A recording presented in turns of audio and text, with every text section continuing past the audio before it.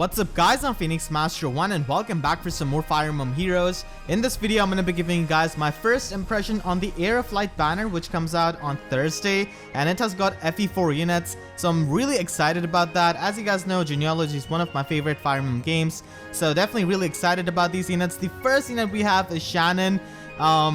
His art is absolutely awesome. I don't know all that much about his voice acting because I definitely pictured him sounding a bit more older. He sounds really young, at least in the English voice acting.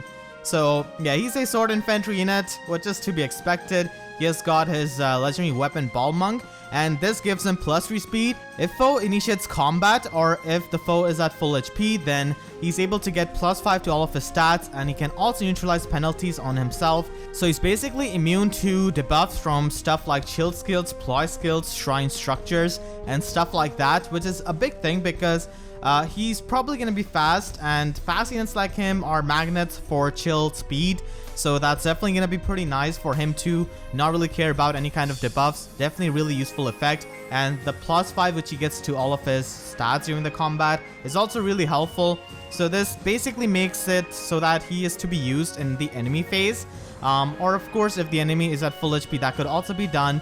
But that does not have good synergy with stuff like Bolt Tower, Savage Blow, Pain Staff, stuff like that. And especially as Imperial Astra, this skill is not inheritable. A lot of people were thinking that this is going to be inheritable because it doesn't explicitly state that this is exclusive skill, but Fire Emblem Heroes on their Twitter account did clarify this, that this is going to be an exclusive special for him. So Imperial Astra is just like Regnal Astra, 2-turn cooldown special, and does give him 40% more damage out of his speed. Obviously, just like Ira, you could run Sling Edge on him so that he's got 1-turn Imperial Astra, but his weapon is actually pretty good, and being able to ignore the debuffs is a big thing. His study skill is Steady Posture. This is a tier 4 skill, gives him +6 speed and defense, and also has the guard status built into it. So once again, giving him more speed so that he can do more damage out of Imperial Astra. And defense is going to be nice because I don't think he's going to be having all that high of a defense. His slot B skill is Wrath, which is pretty good with a low turn cooldown special. And once again, if you do decide to run Slaying Edge on him, then Imperial Astra can just be ready at start of a turn if you do have Wrath activated. So that's pretty good. And overall does give him more damage output, and as I said, I don't think he's going to be having that high of a defense, so it's pretty easy for him to trigger Wrath in a combat. And his slot C skill is Even Speed Wave, you know, just to give him more speed for his extra damage out of the special. And he's going to be taking out this Axe Cavalier right here. He's going to be triggering Imperial Astra, and here we can see the damage output.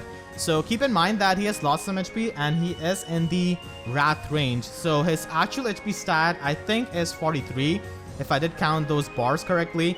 And since we want to figure out his speed out of his special, we also have to subtract the 10 damage which he gets out of Wrath. So he actually gets 22 damage out of Imperial Astra and 10 damage from Wrath. So he probably has around 55 to 57 speed in this combat to have that kind of damage output. And if you subtract Steady Posture and the +5 speed which he's getting out of his weapon, because his foe is at full HP and because he's in the enemy phase, and you also subtract the +3 speed which he gets from his weapon, and after you have done all of that, you end up at a stat of 41. So I believe that he's going to be having a speed stat somewhere around from 41 to 43. I don't really think Even Speed Wave is active during this combat. I don't know, I just have a feeling, and these wave skills are a bit weird in these kinds of trailers, so I've not actually counted that. But if you count that, then he ends up with even lower speed, like 35 to 37 speed, which I don't think he's going to be having. He's definitely going to be faster than that, I hope. From what I've calculated out of this Axe Cavalier, I think he's going to be having around like 29 defense, and the remaining one is going to be going into resistance. I think he's going to be having a good attack stat at 37, so he's going to be having really good offensive spread if my stat speculation is correct. I hope he doesn't have the Even Speed Wave active, honestly, because if he has that, then he ends up at like 35 speed, which is not bad, but still it's quite lower for these kind of power creep sword infantry units that we have been getting. So it's definitely slower when you compare to those. So this Axe Cavalier goes down, and he has got amazing art, honestly. The next unit we have is Altena. So the Leon Star family is finally complete. She is a Lance Flyer, which is a really oversaturated class type, but like, what could he have done, honestly, for her? She's got Earthly Gay Bolg, it gives her +3 defense if she's in combat against an infantry, armored, or cavalry unit. Keep in mind this does not work against wyvern units or flying units for obvious reasons, so it inflicts -5 attack and defense debuff on them, and it neutralizes their bonuses to attack defense. So it's basically like a lull attack defense, which is really great because flyers cannot really inherit lull skills, so Altena having this skill in her weapon is pretty nice. So this pretty much means that she's going to be able to tank more because she doesn't care about the attack stat of the enemy, and she's able to do more damage. And the buff which she does is in combat debuffs, and it can stack up with stuff like attack smoke, which you could run on her to reduce even more damage. And reprisal is her special, which is one of the worst specials in the game. You're much better off running something like bonfire on her, and sturdy stance as a slotted skill, and brash assault 3 in 2020.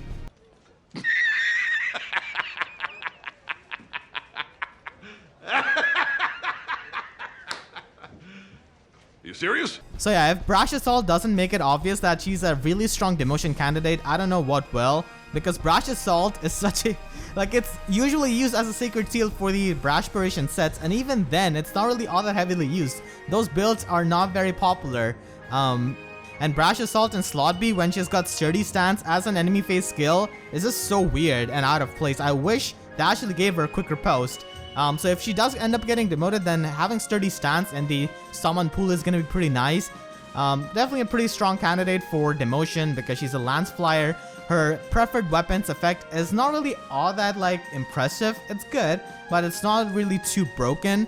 And she has got Brash Assault as a slot B skill, so I mean those are pretty strong points for demotion. And I love that they used a 3-star Lance Knight to show big numbers for Altena, doing 47 damage to a 3-star level 1 Lance Knight. And Reprisal, she's gonna get whopping 6 extra damage from that. Why have Reprisal on her? Come on. So this is the stat spread which I'm expecting on Altena. I think she's basically gonna be like a Lance version of Michaelis, just a bit better I guess in terms of stats. So I think she has got 45 HP if I did count the bars right once again. 36 attack is pretty good. She's gonna be having low speed because I don't really remember her being very fast. And she's got high defense at 37, which is gonna be becoming 40 defense with her weapon. And resistance is at pretty lowish side on 23. Honestly, if they want, they could also min-max her. But usually they don't really min-max the demotion units all that much. They could ideally reduce her speed and give her more resistance, but as I said, I'd really doubt that. So that is my expectation out of Altena. The next unit we have is Ced, and he's an infantry green mage.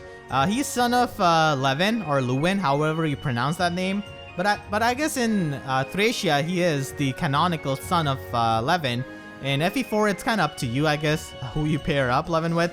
So yeah, just like his father, he is green infantry mage. He's got Winds of Celise. Definitely pretty disappointed by this because it's not really as good as Forseti. With Forseti, Levin is able to run stuff like Null Follow-Up or Special Spiral in his slot B. It opens up his slot B skill. With Ced, it doesn't really do that. It just gives him +3 speed and attack speed solo. That's basically it.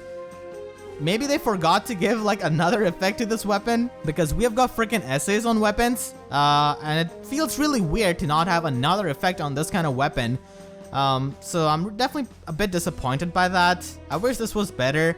Luna as a special, which is good I guess. Speed Rest solo is once again nice, giving him more speed to double, and he should be really fast ideally.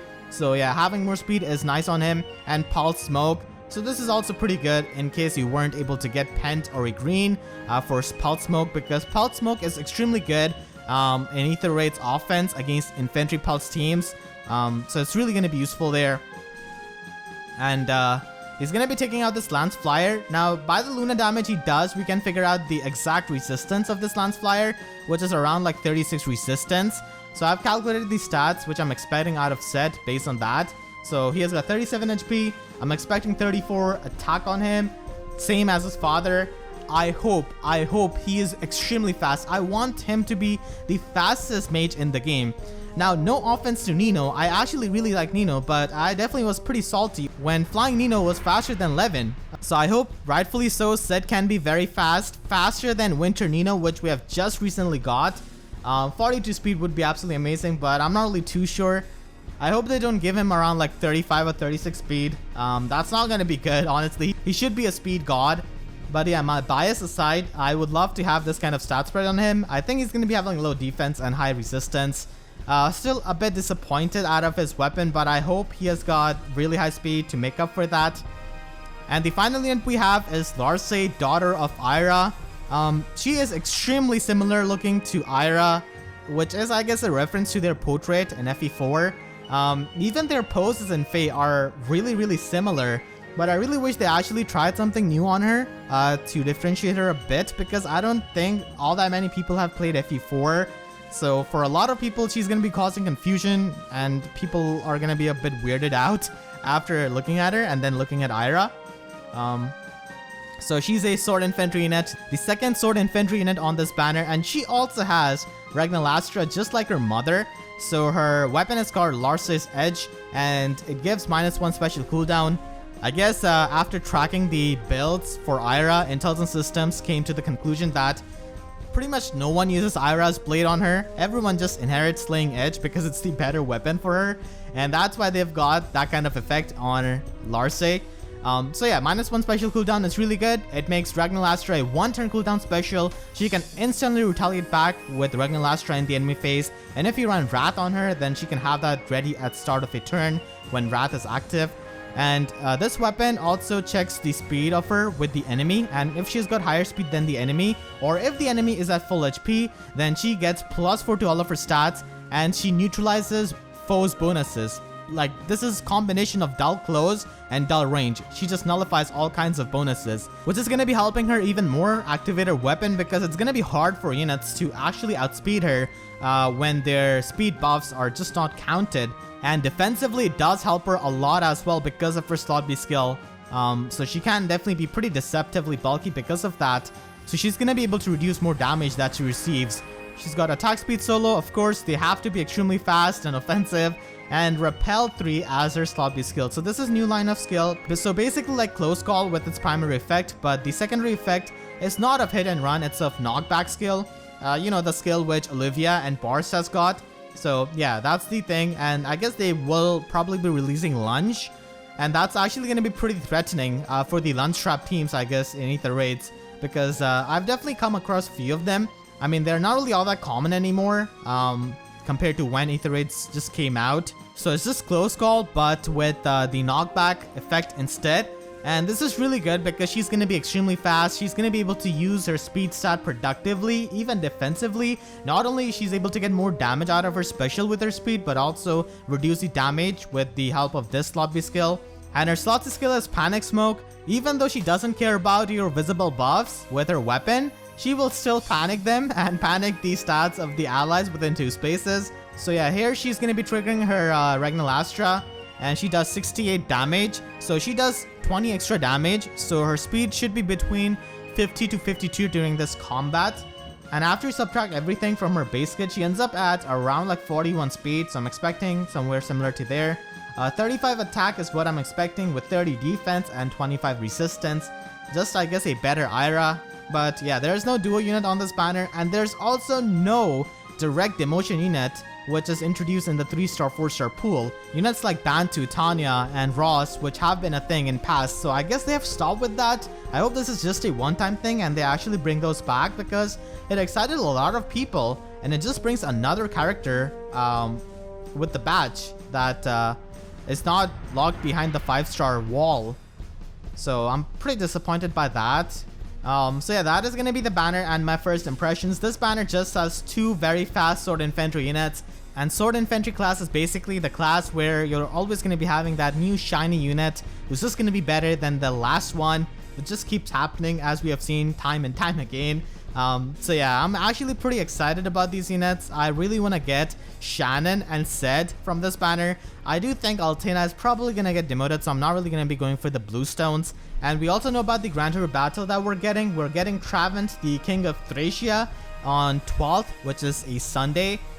He's going to be having his legendary Lance Gungnir, and he is going to be a Lance Flyer. You know, once again, another Lance Flyer, but at least he's going to be having a preferred weapon, which is something. So yeah, that is going to be it for this video. I hope you guys enjoyed. Let me know about your first impressions in the comment section down below. And if you enjoyed this video, then please be sure to leave a like. It is going to be much appreciated. And if you haven't already, then make sure to subscribe for more Fire Emblem Heroes content. And please be sure to hit the notification bell and click on all so that you can always get the updates to my videos whenever I upload. Because YouTube sub boxes are about as functional as putting Brash Assault on a new unit, Slot B, in 2020. So with that being said, I'll see you guys next time. Thank you so much for watching and have a great day.